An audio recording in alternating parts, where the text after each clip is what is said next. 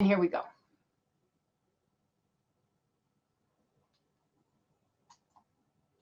Welcome, everyone. This is Dr. Alana James, and today's conversation is Write Your Passion. This is the third in a series that we're done with the intention of rolling them out later as snippets to help graduate students who want to get published and also want to keep their voice to themselves. They want their what they care about in their work to show and still maintain an academic voice. So with that, we've started with a series of premises. It's my premise that readers intuitively know when a writer cares deeply about their subject matter. Even if the conversation is highly technical, we know because we see their caring that they give the words, the caring that they give the way they lead us through their writing, the care they give their argument, so that even if we are not part of their group or have the same language they have, we can understand what they're saying. In my opinion, it's a basic human response that when we are presented with ideas from others who care, we pay more attention. And last week, we followed the logic of argumentation in a very finite matter through this research. So that's where we have been up until now. And today, my premise is that when we care enough to revise to a fine point, rigorous ideas stated with clarity, our reader will be able to follow those ideas and retain our message, which is the reason we write. And whenever you hear me talk about writing as a writer, one of the things I've become very aware of over time is the fact that it is all about our readers. And when I was younger, perhaps, or when I would have started my career as an academic, in fairness, it was about my topic and it was about me getting ahead more than it was about my reader. And as I've matured, I realized that if you don't have the readers with you, the rest doesn't really follow at all. So our agenda for today is to talk about revision. What is it? I'm currently writing a book, The Hidden Curriculum of Graduate School. And I've recently been through a long, much longer than I thought it was going to be, revision process on my introduction and my first chapter. So as I was doing that, I was really noticing the process I was going through, and I'll unpack that for you today. Everybody will have your own process. You'll think in your own ways. This is just me sharing how it worked for me, and there should be ideas for that you can play off of. Then we're going to move towards next week, which is preparing for publication. So I'm going to share a little bit about some things that go with that, and I'm going to give you an exercise for those who want to come next time with that exercise done. You'll have a leg up on the things that we're talking about. And I'm hoping that as this has gone on, some of you have been writing away and have a pretty good outline of what you want to prepare for publication. If you do and you want to send those to me and I'll type it in here, Alana, A-L-A-N-A, at dralnet.com. You want to send me anything you have going. We can use it and play off of it, and you can have some kind of free coaching that goes along with that. We'll end with Q&A and some resources. So let's get started on revision. What is it? All right, so I think revision is largely underestimated. It certainly was for me. I saw revision as what I had to do. I had the good ideas. I did the good bit of writing. And then I got the revision was kind of the smoothing that I would do just before I turned it in. In fact, it is deeper than that. And now I see revision as a place where I hone my voice, my personal way of talking to my reader. And I see it as a place where I can have free reign to reorganize my thoughts. I can work with them to clarify so my reader will absorb what I'm trying to give them as easily as possible. I can also tighten what I'm doing. I can, if I say at the beginning that I have a goal to give an exercise so that everybody who reads my thoughts will also have a way to move them. If they agree with them, they would want to move ahead.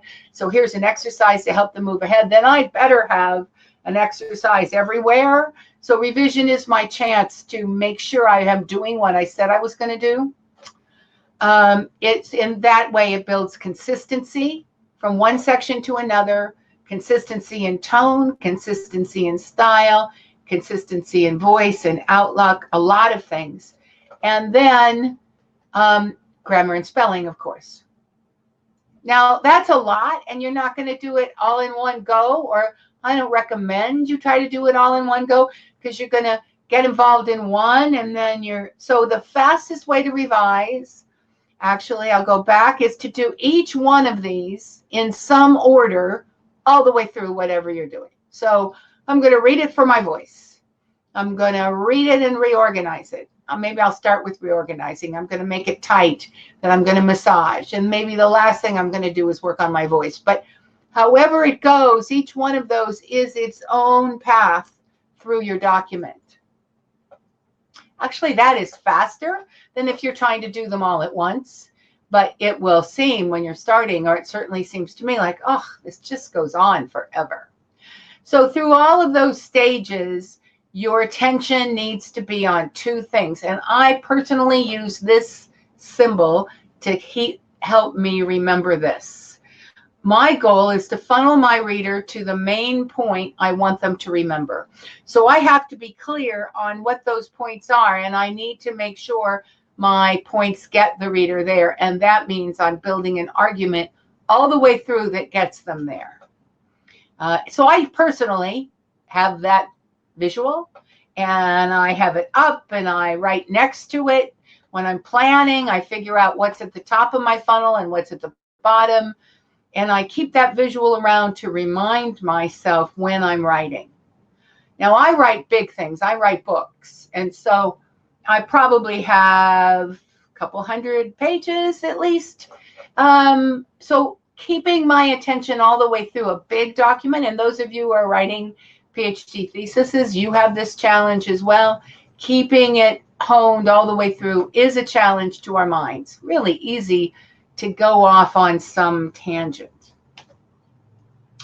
So our second thing then to talk about is the steps. How do we do those things? This is how I did it. I keep several things open when I write. So for those of you that came to the earlier ones, you would have had the short video I did on getting up early in the morning and how I write my rough draft. And generally that has three tools. It has Word. Microsoft Word is the document everything goes into eventually. I write my first draft with my voice because I'm a better talker than I am a writer. I get my ideas down better verbally. So I use Dragon software on my phone, and I sync it to Evernote. And then I put the Evernote pieces together in Word. Now, I've designed this whole thing at first draft design, and I have it in a notepad. Evernote has click notes, and so I click it off when I've done each one, and each line in that will be an Evernote talking document, and then I put them all together, and that's how I get my basic rough draft down into Word. Now, while I'm doing that, I have stray thoughts, things I think about maybe on day 3. I think, did I do this on day 1? I better check for consistency of that. So these are revision thoughts, and I call that a parking lot. I have the thought, I get it down, I park it, I don't think about it again until I'm revising. So for that, I have a whiteboard. I pick up my pen, I write my note real quickly on my whiteboard. It just sits there. I don't think about it. So those are the notes. And I don't worry about them. Then when I'm starting to revise, I look at those notes. Now I will go through all the steps that I told you about. I will look at all those things one by one, but I'm also have to have my eye on kind of, let's call it the nuts and bolts of the whiteboard. So I'll read it. I'll read what those notes are. I might cluster them. I might say, well, this one, and this one I can do all at once. It gives me a track as I begin to read. Then you begin to read, and then it all falls apart, because then you're caught in your voice and your document and what you wanted to say. And then you also have that voice in your head that asks questions like, does this make any sense? Is this awkward? Do I really want to say this? Those kinds of things. And so you're going through it as targeted as you can, one thing at a time. And when you have those thoughts like check for consistency of this, those kind of things, you put them back on the whiteboard. So it's a back and forth between your tools for me. Now everyone's going to be different, but that's how I do it. Now we think differently. I've worked with hundreds of doctoral students as they were getting their thesis done. And I know that some people naturally think in small steps, like stepping stones, from this to this to this to this, and then they get to their picture in their head. Personally, I don't think like that. Personally, I build the big picture in my head, and then I begin to track smaller and smaller and smaller. So I start these two slides, big picture, little picture. They could be reversed if your way of thinking is the opposite. But I start with the big picture, and I check my headings in my navigation pane. So if you're new to the conversations we have about theses and dissertations, you may not have heard me say that when I examine for universities, I examine the table of contents carefully, because I believe that our table of contents should tell our reader where they are going and help them decide whether or not they want to go there. So that's my headings, and my headings show up in my navigation pane in Microsoft Word, and that I check that. So I am as rigorously checking my headings as I would be if I was judging your thesis for your university. And I analyze it, whether or not it has a funnel, whether each thing goes together, whether it makes sense, and does it go with my initial idea, and am I okay as it has drifted? Never have I had it not drift.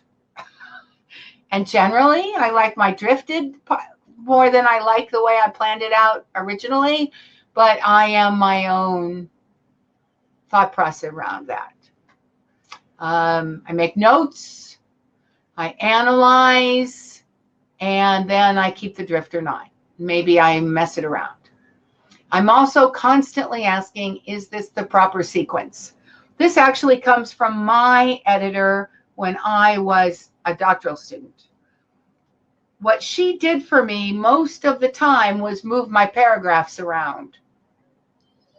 And I really learned this, how you can strengthen a document by keeping your points in each paragraph, but rearranging them so they're a little more palatable for your reader. So that's what I mean when I ask whether or not things are properly sequenced. Does everything add to the point before it? And does it give us all the points we need before we get to the next one? Highlight sections to watch out for in the notes, and then watch for those when you read and revise. So this is a place where I use comments. I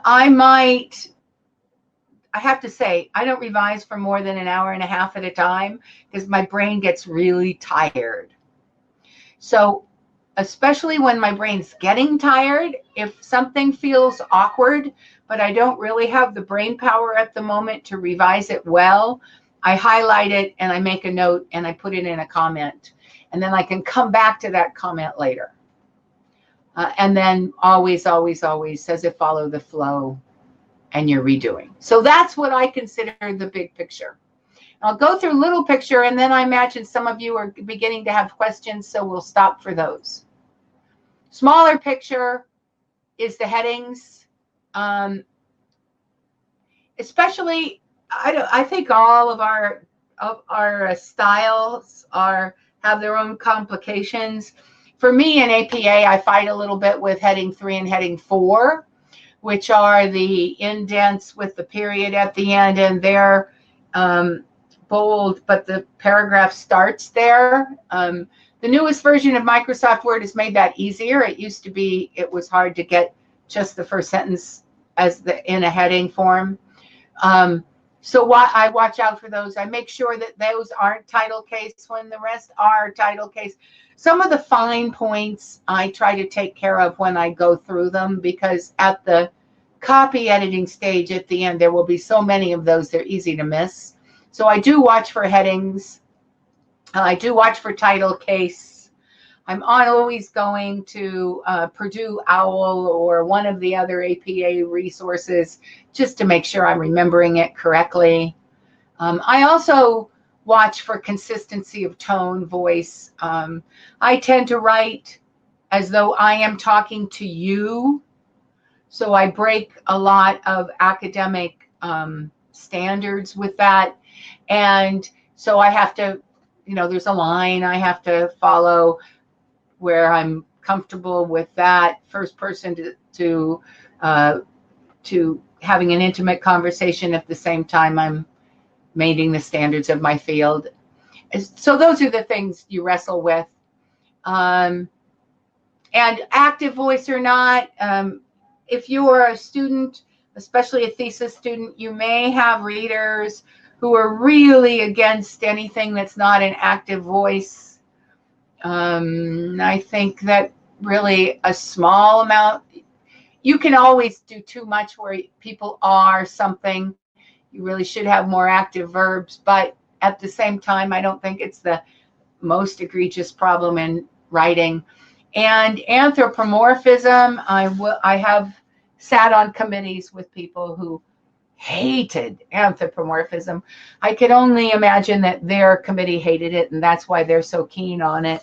I don't personally care if your study did something, even though I know that your study is an inanimate object and it can't do something with an active verb, but you will have readers who care a lot about it. And it's more common in speech than it is in writing. So those are things that I call them smaller picture ideas that you might want to watch out for.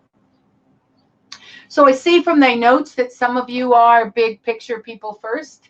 And revision is, as Adrian says, thank you for helping me point out the difference, Adrian. Proofreading is proofreading and copy editing, very similar. Copy editing is the word you use when your book is being published. If you don't know an author, they accept your book proposal, you write your book in chapters, they send out the chapters to be peer reviewed. The peer review comments come back, you revise to those comments, you get the whole thing done, you edit to your very best possibility, and then they send it to a copy editor, and the copy editor sends back very detailed pages asking you as the author, do you want it this way or this way? Comma or no comma? This thing, every little possible question, because really language is more flexible than the publishing world allows for. So copy editors are the go-betweens between the publishing world, this is the way it's done, and the author's decisions. And they don't make any changes. They ask you to decide on each one. It's really tedious. Because quite frankly, a lot of that stuff, I just don't care that much. My caring is about the flow of the whole thing and the voice, but we have to do both. So, ultimate grammar Nazis. You know, Nicole, they can be really cool people. They can do it in a way that is quite respectful. They can make you aware as an author that if you go this route or that route, it will have this effect or that effect. But a lot of them are just like every, it depends on what kind of teacher we had when we were in elementary school. If we got stuff back with red marks all over it, and we still have that awful fear in our stomach from that kind of response, copy editors will absolutely ring those bells. So with that, positionality, okay. Gary, ask me more about that. A case in point, 1 spacing or 2 following a period. Yeah, Adrian, actually that might be defined in a guideline. And I was doing our homework, which I'll get to in a little bit, and I was looking up guidelines and the most recent guidelines, frequently they have templates now. So you may get some help with that where you didn't used to. Gary, positionality, don't know what you're asking. You can turn on your mic if you want. Mic's still off. There you go. You hear me? Yeah, now I can. Positionality is putting you into the paper in the sense that my topic that I've been working on has been workplace bullying. And given the nature of the topic, it seems like there's a level of intensity, on my own part about that phenomena and what it does to people. And so it's hard sometimes when I write not to make my feelings known. And I've read some literature recently that says that positionality is a good thing because if you let your reader know what your position is, it adds to the rigor of what you're writing because they know where you're coming from. So it's kind of this a level of transparency.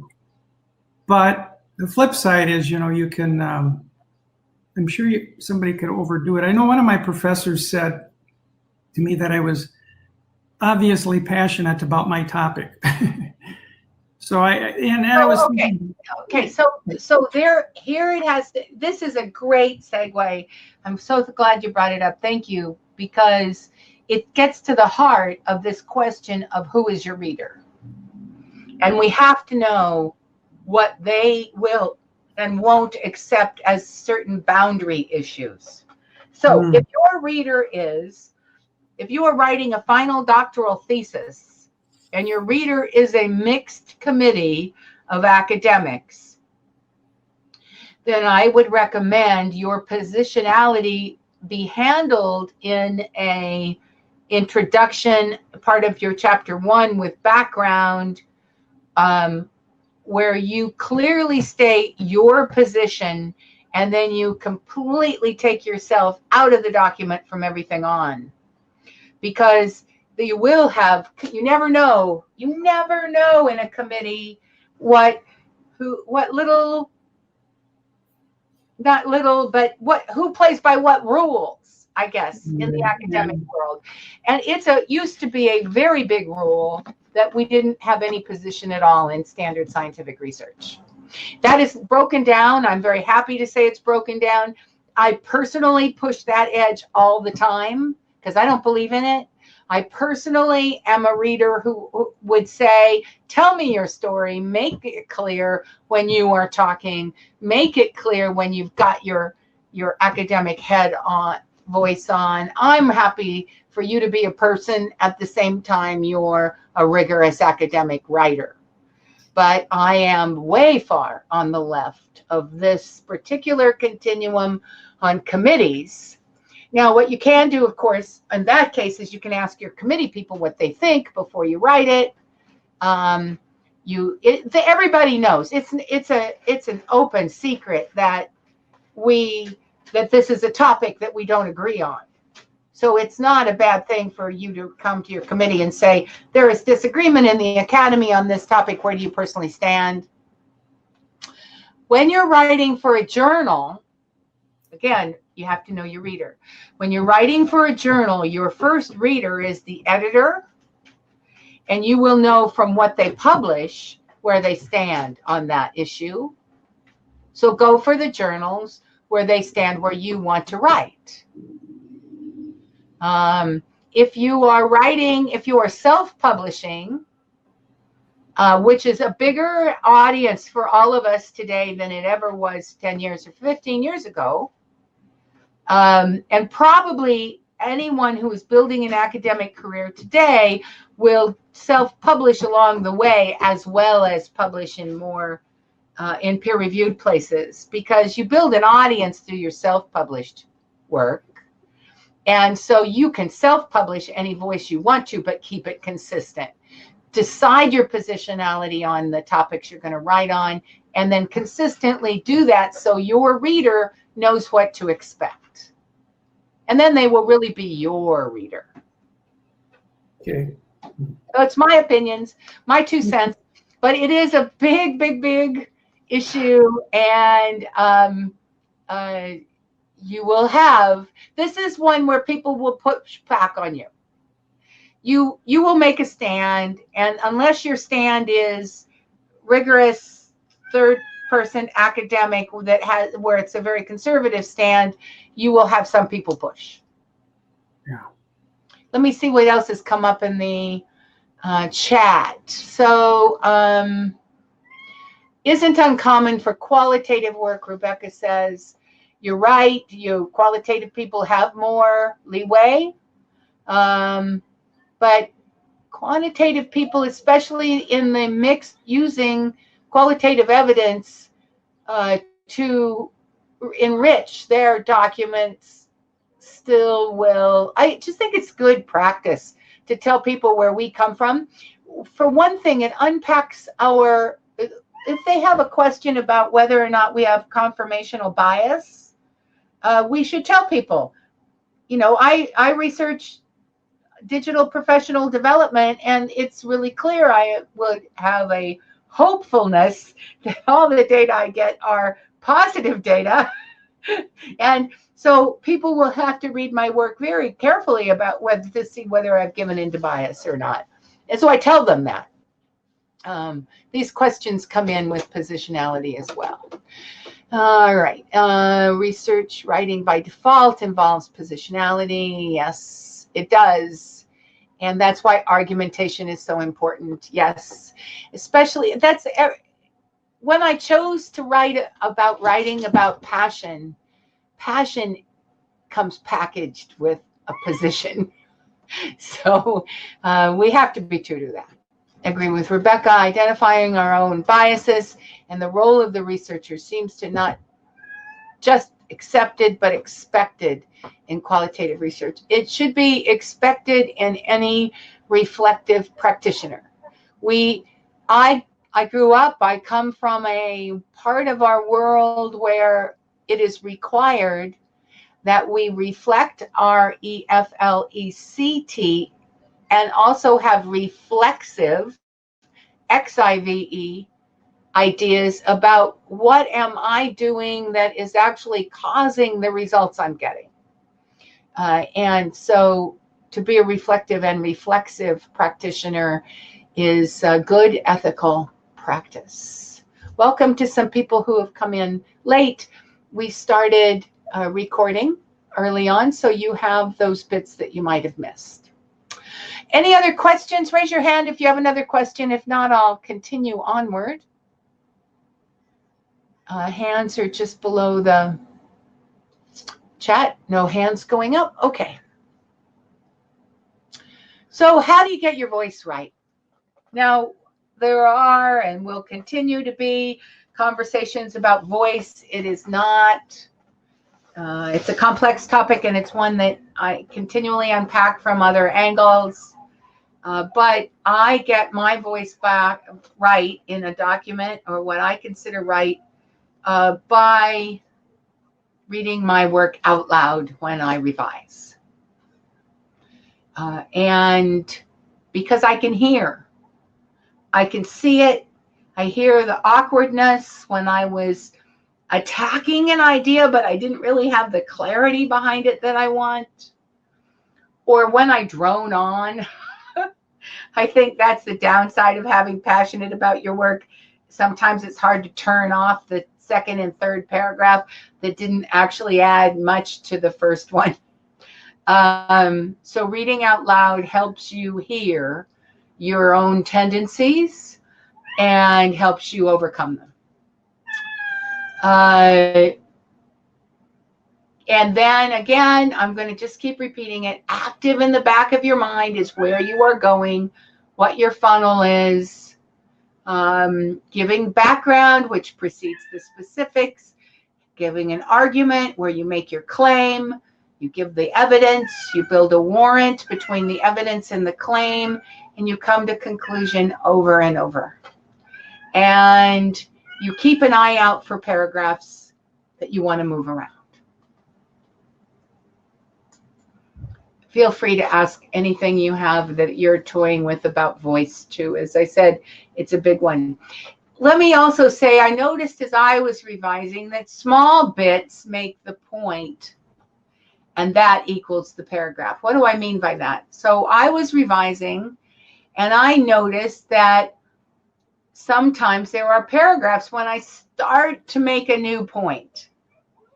And it could be a transition sentence between this paragraph and the next, but it maybe goes a little too far, and it's actually really, I need to hit the return and move that last sentence into the next paragraph. Another thing I noticed was that this new thought may just be a sentence or two, and does it deserve its own paragraph, or is it really too small to be there at all? So part of revision is rigorous deletion. And it used to be that what I did was, this is embarrassing but true, I used to be so in love with my words, or maybe so afraid I'd never get them back as good as they were last time, that I used to delete whole sections and then put them on another Word document in case I wanted them back later. I don't do that anymore, but I used to. So if that makes you more comfortable, I can see its value. And then, as I said earlier, I'll say it again, do not revise for hours and hours. Your brain simply can't hold that level of finite detail. So you want to keep your mind fresh. And if you plow through, your writing is not going to have that same crispness it would if you had given it to a fresh brain.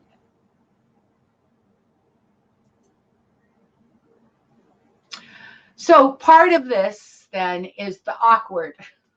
And I'm just going to say my thoughts are often very awkward when they aren't thought about in a serial way. So I know that I need to get my reader to this point over here. I know that I have evidence, and I know I have a warrant between them. But putting all those moving parts together so that they clearly, easily get you where they want them to go can be difficult. And the difficulties end up in two kind of egregious problems that happen all the time in academia.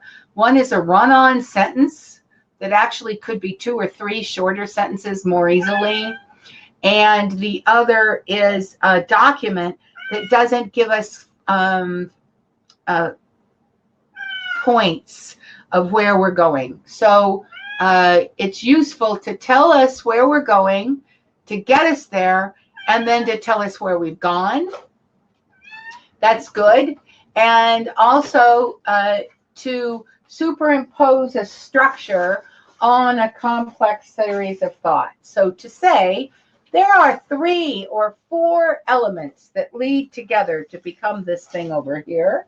And the first one is, and the second one is, etc. So your reader doesn't get lost in your own complexity. That'll help some awkwardness. Every section has an introduction, but you don't call it that. You just start your section with a paragraph or two that is the background or introduction, and then you go on and give them the headings that are the subheadings. And I can't say this enough. I probably should have said it earlier as well. A great first sentence will keep your reader reading. So give a lot of time and attention to the first sentence after each heading. Really makes a difference in whether your writing has zest.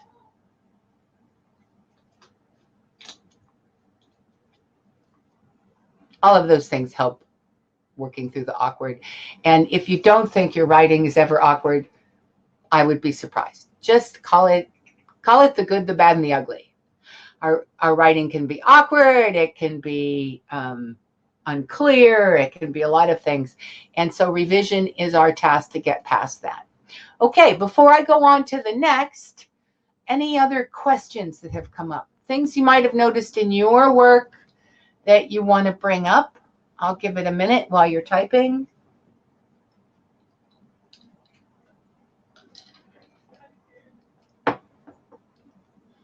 And Gary and Nicole, if you want to just say something, you can.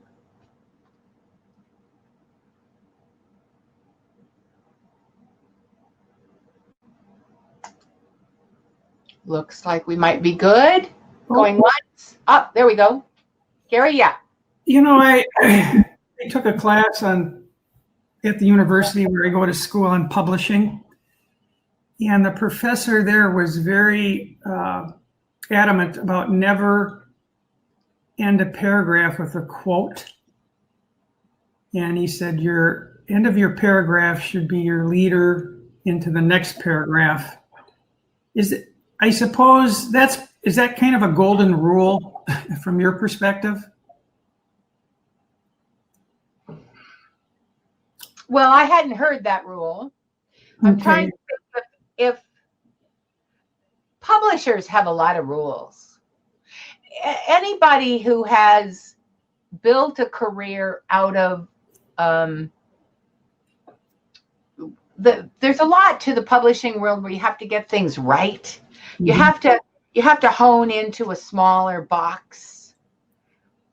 And so I can understand where people keep themselves safe by coming up with rules, or their first boss had a lot of rules, so they adopt a lot of rules. I would think that generally, if I'm just off the top of my head thinking that quotes are usually in the beginning or the middle of a paragraph, I just think that's where they end up a lot. Could you use a quote because it was the perfect transition to the next thing? I don't see why you couldn't. Yeah. I think I'm a big picture thinker. I really am. So I'm not going to care if that's a quote at the end or not. I'm going to care about whether or not, as your reader, I flowed easily through your document. When I find stuff that makes me stop and think about your writing rather than think about your ideas, that's not a good thing. Hmm. But I personally am not going to notice where you put your quotes. Okay. I was just wondering about that because, it was brought to my attention in class that it was very important never to do that. And well, that would be I would put that in the same category as anthropomorphism. Yes. I have had people absolutely, anthropomorphism is a bad thing. And passive verbs are a bad thing. So they can be. And if you have a reader to whom they are, don't write for that reader with those things. Okay. Once again, thank you and welcome to the people who have joined us. So this slide is essentially about paragraphs, the meal plan. Yes, and thank you for bringing that up, Adrian. This slide is the beginning of something that Maria calls the meal plan, phrasing, wording, poise. And we have in the can some really excellent videos from Professor Maria Sanchez Patino, and one of them is the meal plan. So if you want that video, just email Margie, Margie, at doctoralnet.com, and she will send you back the link for it. And Aline suggests you could have a quote as a transition and could have it done successfully. So it'll be one of those things we'll be able to talk about. Excellent. I hope these are, if nothing else, today's conversation puts you in mind that the work of revision has a lot to it. And I also want to say something I didn't write in the slides that I realize now is it always makes me mad because it takes a whole lot longer than I expected it to take. Plan on 2 or 3 times what you think it's going to take you to do it. This last, and it always irritates me. What I'm irritated about is that I should know it by now, but I think I've done the hard work, I've done the writing, but revising is probably equal to, in time, your writing time. So consider it at least double, and then you'll be much more on track than if you think it's 2/3, 1/3. All right, so now we want to look towards publication. We've got some ideas, we've put them together, we understand why we care about what we care about. We've gotten a plan for the reader we want to attract. We have an idea what our argument is and who we want to get that argument out to. And we would like to have it published by someone else because that someone else will have a bigger readership than we will if we put it up in LinkedIn on its own. But we might actually want to do multiple things with this. So as I talk about preparing for publication, before I get to the peer-reviewed publications, let me just talk about the state of publishing today. This new book of mine is going to be self-published. Why is it going to be self-published? A couple of reasons. One is that as a Sage author, I felt like they took an awful lot of the percentage of the books I wrote and didn't do very much to get them out there to sell. So if I'm going to have to do all the work to sell, I want a bigger percentage of my work and time. Very pragmatic.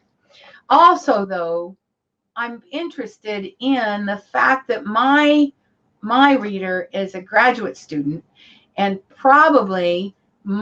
I would like to have whatever I write to you be more quickly changed than I would ever be able to do if I wrote a second edition and it had to go out, all the things that goes through.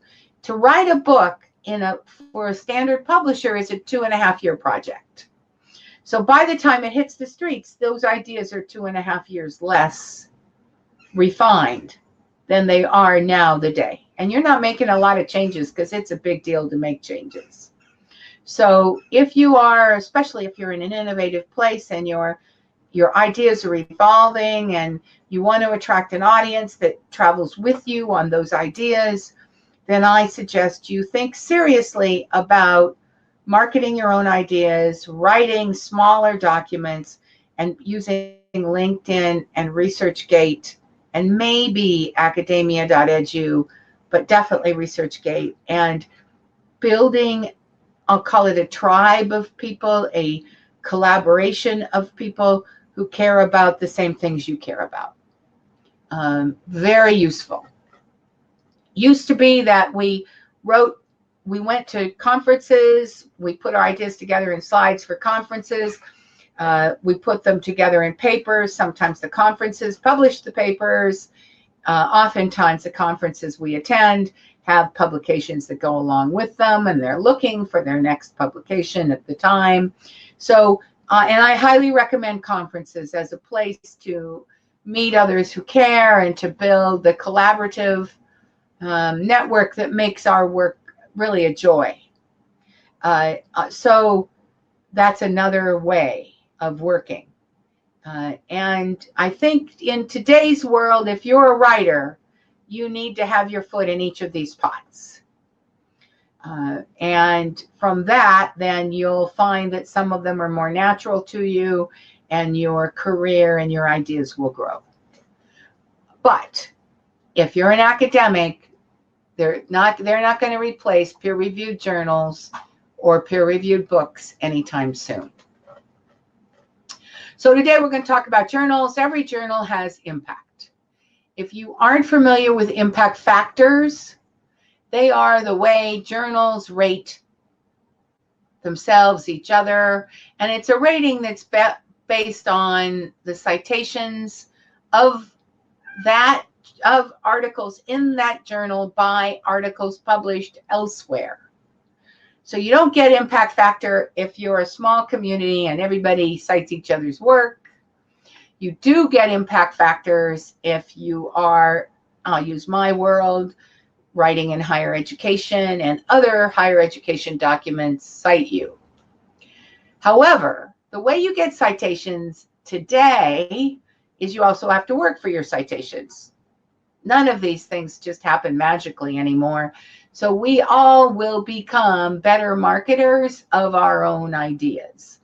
And you have to watch very closely who's got first rights when you publish. So if your journal article, if you have first rights as author, then you can publish your journal in ResearchGate as an example. You can put it up in places.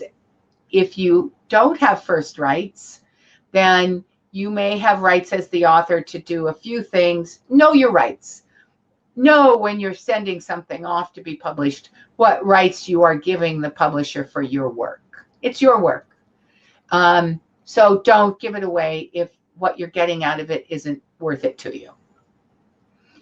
All right, so not all journals have impact factors. Not all parts of our scientific world quantify themselves in that way, but the importance of impact factors, so it varies across our disciplines. Nevertheless, they do provide a useful pointer to the most important journals in most subjects, and there's also something called the eigenfactor. It's the same kind of idea as an impact factor. It estimates the journal's standing within the academic community, counting not just the citations to a journal, but it also weighs whether or not those citations came from high impact journals. So I don't know how they did all this work before they had the technology we have today to count, but they did. So what our homework for today is to prepare for peer review. And so I'm going to suggest that you find a couple of places you would like to publish. And I suggest you do that by looking at your reference sheet and seeing if there's a journal that's more represented there than others. Then go to that one or the first couple, and then you go see if you can find their impact factors. Do the homework. See if you can figure it out. And choose two that you would like to be published in, and then go get their guidelines. Once you have their guidelines, compare them. See what they say is their aim. Do you really think your work fits in that aim? Now, I have to say that a lot of published aims don't jive exactly with what I see them publishing. So it's possible that the journal sets up aims and goals, and then they have a new editor, and that new editor does different things. So anyway, write to those editors. Another suggestion, a bold suggestion, is write an email to those editors, tell them about your topic idea, and ask a quick question or two. See who writes you back. See if you like the tone of their response. Just consider it a shot in the dark that may teach you some things about the other side of publication, which we will look at more carefully next week. Next week is our last session. If you have things and you want to be published, let's talk about them. So I hope you come with some activity in mind that you really want to bring to the group. If you're watching this by recording and you want to bring your ideas to the group, I'm Alana at dralnet.com, and you can send me some information and we'll make sure you're part of the conversation as well. Run through the steps. Next week, we're going to go through the steps of getting to be published and how to keep the passion through the process of peer review. Peer review can be a dumbing down of your passion. So you don't want it to be. We'll come up with some action steps for any of you who want to move towards publication. So as anybody in the room has other questions or comments they want to make, I just want to tell you that there is some professional development going on this summer. If you are having a summer and feeling like you're a little low on motivations, I recommend the Monday motivation emails. And if you want to hone your academic writing, I recommend the Friday academic writing emails. The links are there, and the links are live in the handouts. Please take the survey. Every time you do anything at DoctoralNet, whether you're going to your community website, your college university website, or you're coming to this anytime, just take a couple seconds and tell us what your experience was of that. We're looking for an overarching number of quantitative evidence in general. So we ask everybody to just give us that feedback. And it's just 4 questions. And the most important to me is, was it a good use of your time? We're finishing up next week. There's a midsummer group about the hidden curriculum of graduate school. It's kind of loosely based on the book I'm writing. I'm going to ask for some feedback and get some ideas. And hopefully you'll have some ideas about what you think was hidden that other people didn't tell you about until you got here. I would love to have them now. Reflexive writing is Maria's webinar for later, and then a group work. This is specifically asked by one of you. I've been asked to talk about modular or unconventional work opportunities after graduate school. So I'm doing that. How are you? Was it good? What was your time? What questions do you still have? And I'm going to say thank you to the people watching by recording, and I'll stop the recording now.